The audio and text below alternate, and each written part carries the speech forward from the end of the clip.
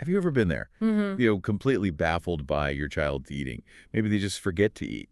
It sounds strange, but it happens. Oh, definitely. Or the classic pre-dinner meltdown, the real panger kicking in. Exactly. Mm. Or maybe your child just refuses almost everything new, sticking only to like 3 specific processed foods. Yeah, that's really common too. If any of that sounds familiar, well, you're not alone. And look, this isn't about bad kids or you doing something wrong as a parent.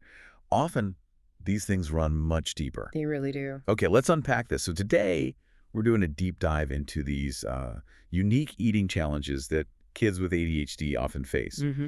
We've spent a lot of time with this really comprehensive parent resource guide, ADHD and Eating Habits. It's a great resource. Pulls together a lot of solid information. Yeah, it does. It synthesizes insights from the American Academy of Pediatrics, their clinical guidelines, research from Harvard Health on nutrition, and the ADHD brain. And studies from key journals, too, like Journal of Attention Disorders and Nutrients. It's pretty thorough. Totally. So our mission here is twofold, really.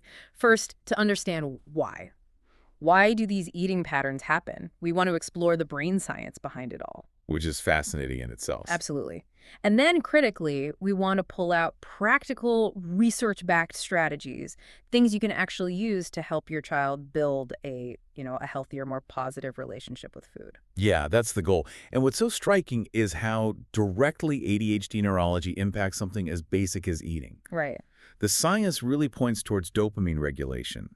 It's fundamental for motivation, for appetite, for how the brain perceives reward. Okay. So this helps explain why a child with ADHD might get so hyper-focused on, say, building Lego, that they literally don't register they're hungry.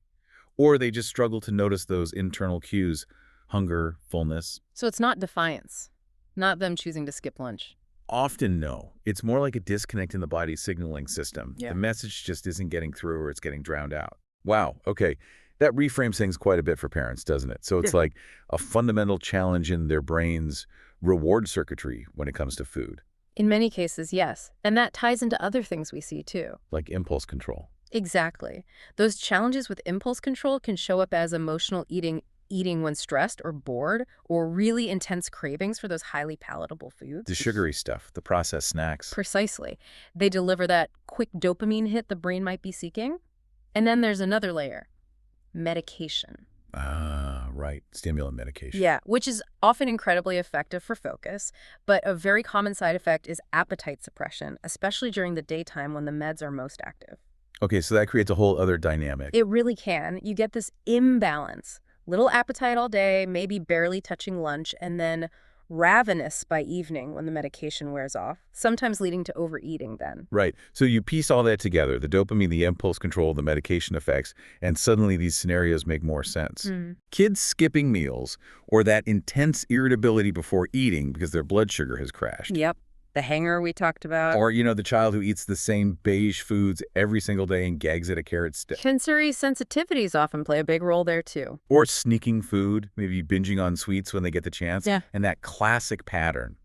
Hardly eats all day, then is absolutely starving for dinner. Exactly. These aren't isolated incidents. They often connect back to these underlying ADHD-related mechanisms. So understanding the why is huge. That's the first step. Absolutely vital. And the good news is the research also gives us some really solid how-tos, practical things to try. Okay, let's get into those. One of the most consistent pieces of advice, and this comes straight from the American Academy of Pediatrics guidelines, is structure, a predictable eating routine. Like set meal and snack times. Yes. Clear, consistent times each day. And here's the key. Offer the food at those times, calmly, without pressure, even if the child says they aren't hungry. Just the opportunity. Just the opportunity, that consistency helps regulate their nervous system, their internal clock, their body's natural hunger rhythms over time. That makes sense. Structure is so often helpful for kids with ADHD in general. And it's not just when, but what, right? I saw Harvard Health Publishing really emphasize balanced plates. Definitely. Thinking about including protein, complex carbs, and healthy fats at each meal. Why is that combo so important? It's all about stabilizing blood sugar. Avoiding those sharp energy peaks and then crashes you get from, say, sugary cereal or white bread alone. That stable energy helps with focus, with mood regulation throughout the day. Less hanger, better concentration. Yeah, Okay. but then you run into the issue you mentioned, what if they refuse those healthy foods? What about sensory sensitivities? Yeah, that's a big one for many families. It is, and the Journal of Attention Disorders actually flags this as really important. We need to make food sensory friendly. What does that look like in practice? It means introducing new things really gradually. Small amounts, no pressure, keeping mealtime positive, not a battleground.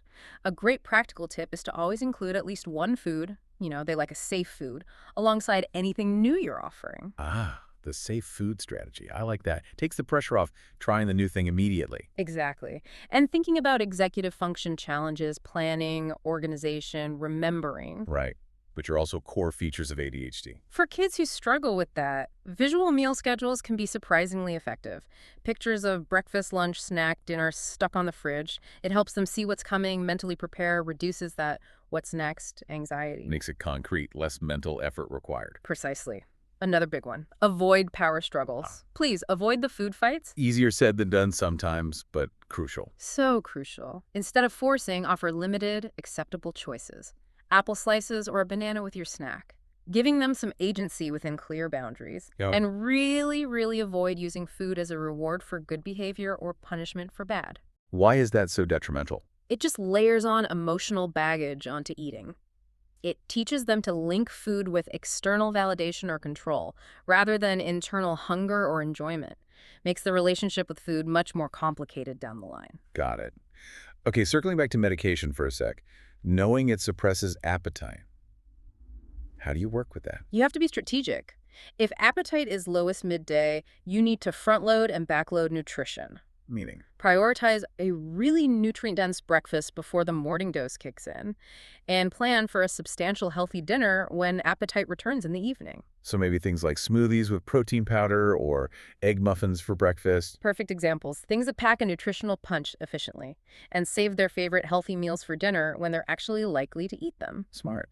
Planning around the medication's known effects. And then there's the emotional side. What if a child is eating out of boredom or stress or sadness? Yeah, the emotional eating component. First step, validate the feeling.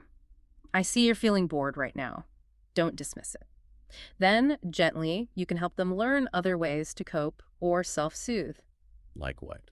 Maybe going for a quick walk, drawing, listening to music, using a fidget toy, building a toolbox of non-food coping strategies. And crucially, avoid shaming language. Like you just ate, or you can't possibly be hungry again. Exactly. Phrases like that can be really damaging, fostering guilt and secrecy around food. Okay. And beyond these specific tactics, I saw mindful eating mentioned too. How does that fit in? Yeah, the journal Nutrients had some interesting points on this. Mindful eating practices can actually help improve emotional regulation in kids with ADHD. So what does mindful eating look like for a kid? It can be simple things. Eating together as a family when you can, ideally without screens. The dreaded screen-free dinner. Yes. But it helps. Talking about the food, what does it taste like, what's the texture, encouraging them to notice how their tummy feels. Is it starting to feel full? So tuning in rather than tuning out during meals. Precisely. And encouraging them to slow down. ADHD brains can often rush through meals, missing those fullness cues entirely until they're suddenly overstuffed. Just gentle reminders to pause, chew, put the fork down between bites. These are all really great, actionable strategies. But it's also important to know when things go beyond what parents can manage alone, right? When should you seek professional help? Absolutely. There are definitely red flags if you're seeing significant weight loss or rapid weight gain, if there's constant food hoarding or sneaking, Okay. if they're completely avoiding entire food groups like all vegetables or all proteins, if skipping meals becomes a daily, persistent thing, not just occasional, or if there are clear signs of anxiety, distress, or obsessive thoughts specifically around food and eating. Those are key things to watch for. Yes, in those cases, it's really time to talk to your pediatrician or maybe a registered dietitian specializing in pediatric feeding, or a child psychologist or behavioral therapist. Get professional guidance. Okay. So, stepping back, looking at the big picture, what's the absolute core message parents need to hold on to here? If we connect this to the bigger picture, it's that these eating challenges in children with ADHD are real. They're often misunderstood, but they genuinely stem from differences in how their brain processes things like reward, emotion, sensory information, impulse control. It's neurobiology, not naughtiness. Fundamentally, yes. It's Yeah. not a choice they're making to be difficult. It's how their brain is wired.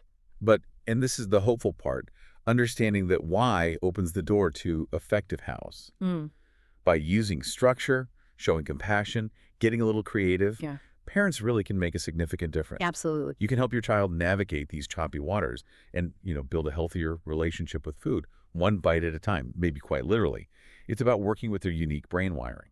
Couldn't agree more. And, this raises an important question maybe for all of us to think about. Yeah. Well, given how profoundly brain function and things like emotional regulation and attention influence eating habits in kids with ADHD, maybe we should consider how our own modern lives impact us. How so? All the constant distractions, the notifications pinging, the daily pressures. How might all that be subtly affecting our own ability to really tune in to hunger and fullness? Or to make mindful, conscious food choices instead of just grabbing whatever's fast and easy? Hmm. That definitely gives you pause for thought, doesn't it? It's not just about kids with ADHD. It's about how our environment shapes everyone's relationship with food and focus. Something to consider. Absolutely. Well, we encourage you to keep exploring these fascinating links between brain health, our habits, and just how we navigate daily life.